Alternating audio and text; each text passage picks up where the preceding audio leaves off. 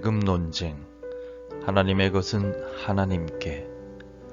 마태복음 22장 15절에서 22절 말씀.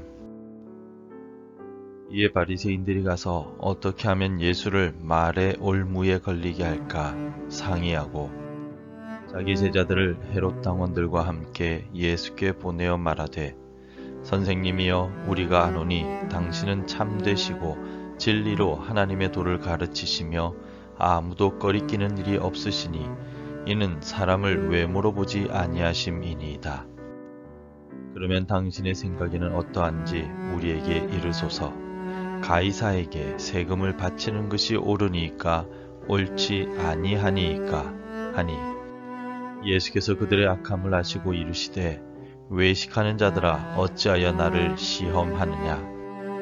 세금 낼 돈을 내게 보이라 하시니 데나리온 하나를 가져왔거늘, 예수께서 말씀하시되, 이 형상과 이 글이 누구의 것이냐.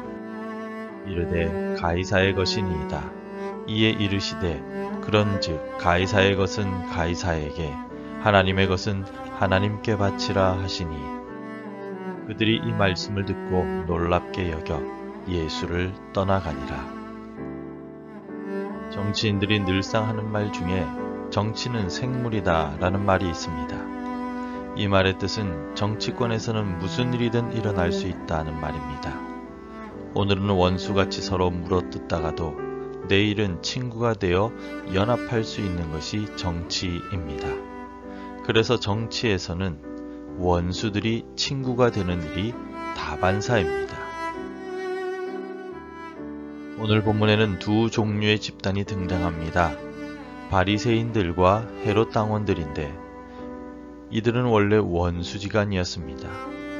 왜냐하면 바리새인들은 종교적인 이유로 로마의 통치를 결사적으로 반대하던 사람들이었고, 헤롯 당원들은 자신들의 권력을 보장해주는 로마의 통치를 적극적으로 찬성하던 사람들이었습니다.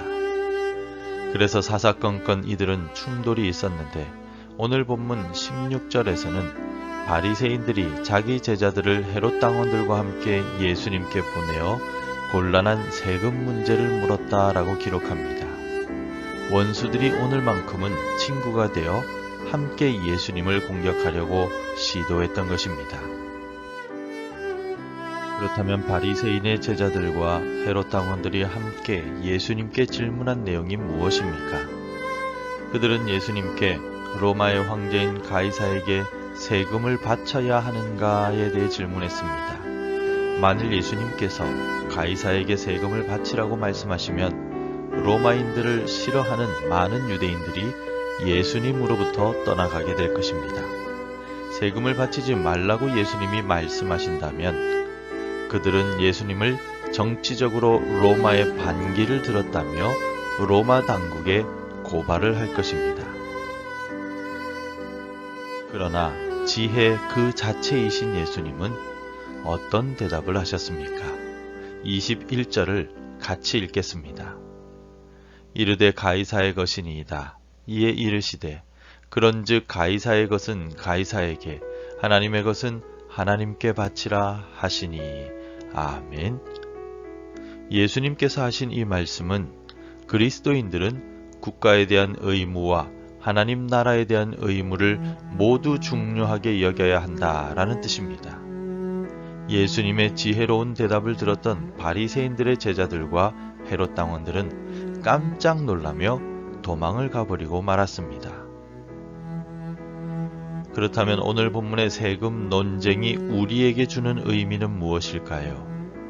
가이사의 것은 가이사에게, 하나님의 것은 하나님께 드려야 한다는 주님의 말씀을 오늘 우리는 어떻게 이해하고 우리 삶에 적용해야 할까요? 먼저 우리는 국가에 대한 의무를 다해야 합니다. 예수님께서는 가이사에게 세금을 바치지 말라고 말씀하시지 않으셨습니다. 가이사의 것은 가이사에게 바치라고 말씀하셨을 뿐입니다. 즉, 모든 그리스도인들은 자신이 속한 국가에 대한 의무를 성실하게 감당하라는 뜻입니다. 우리는 대한민국 국민으로서 나라를 위해 기도하고 성실하게 납세하며 여러 가지 의무들을 성실하게 이행해야 합니다. 그리스도인이라는 핑계로 국가에 대한 의무를 소홀히 한다면 그 사람은 예수님의 말씀을 어기는 사람이며 진정한 그리스도인이라 할 수 없습니다. 그러므로 우리는 국가에 대한 우리의 의무를 성실하게 이행해 나갑시다. 또한 하나님 나라에 대한 의무를 다하라 라는 의미로 이해할 수 있습니다. 예수님께서 21절을 통하여 가르쳐 주신 하나님의 것은 하나님께 라는 말씀의 깊은 뜻은 국가에 대한 의무를 성실하게 이행하며 동시에 하나님 나라에 대한 의무도 성실하게 지켜야 한다라는 뜻입니다. 하나님에 대하여 성실하게 신앙생활하며 하나님의 영광을 위해 살아야 그리스도인이다 라고 말씀하신 것입니다. 하나님을 사랑하고 이웃을 사랑함으로써 하나님의 백성으로서 성실하게 살아가야 합니다. 하나님 나라를 확장시키기 위하여 복음을 전하며 복음대로 살아가야 진정한 그리스도인입니다.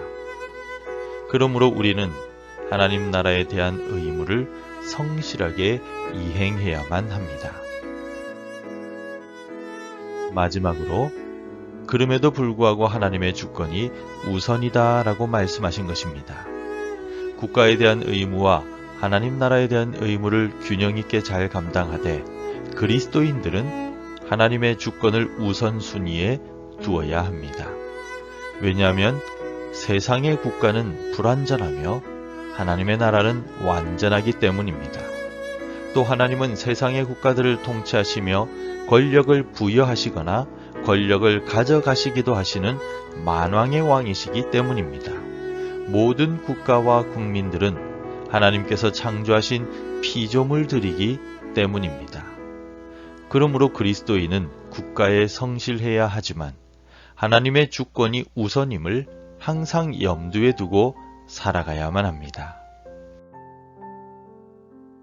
성도 여러분, 그리스도인은 국가의 세금을 납부하면서 국가의 법을 지키고 의무를 다하며 권력에 대해 순종해야 합니다. 우리가 국가 권력에 순종해야 한다는 것은 그 권력조차 하나님께서 허락하셨다는 사실을 믿음으로 인정한다는 뜻이 됩니다. 하지만 국가 권력이 남용되고 하나님의 뜻에 맞지 않게 사용되고 있다면 그리스도인은 하나님께 충성하는 마음으로 국가를 위해 기도하고 잘못된 국가 권력에 대한 비판을 아끼지 말아야만 합니다. 모든 것은 하나님의 것입니다. 국가 권력도 하나님의 것입니다. 그러므로 정치인들은 하나님을 두려워하며 정직하게 정치해야 하고 국민들은 올바른 국가 권력에 성실하게 복종해야 합니다. 오늘 이 새벽에 국가를 위하여 함께 기도하고 하나님 나라를 위해 함께 기도함으로써 균형 있는 삶을 살아가는 지혜로운 그리스도인이 됩시다. 기도하겠습니다. 우리에게 대한민국을 주신 하나님께 감사를 드립니다. 믿음의 선배들의 눈물과 땀과 피로 이루어 온 대한민국이 하나님 앞에서 정결한 국가가 되게 하시고 하나님의 기쁨이 되는 나라가 되게 하옵소서. 국민이자 그리스도인으로서 우리는 국가를 위해 항상 기도하게 하시고 우리의 눈물과 기도로 대한민국을 지켜나가도록 도와주옵소서. 우리 주 예수 그리스도의 이름으로 기도드립니다. 아멘. 계속해서 함께 기도해 주시기 바랍니다. 정직하고 공의로운 나라가 되게 하소서. 정치인들과 공무원들, 국민들 모두가 연합하게 하소서. 우리 지역 사회에 복음을 전하는 교회 되게 하소서. 복음 전해야 할 한 사람이 생각나게 하소서. 오늘도 말씀대로 살아가며 열매 맺는 하루가 되시기를 축복합니다.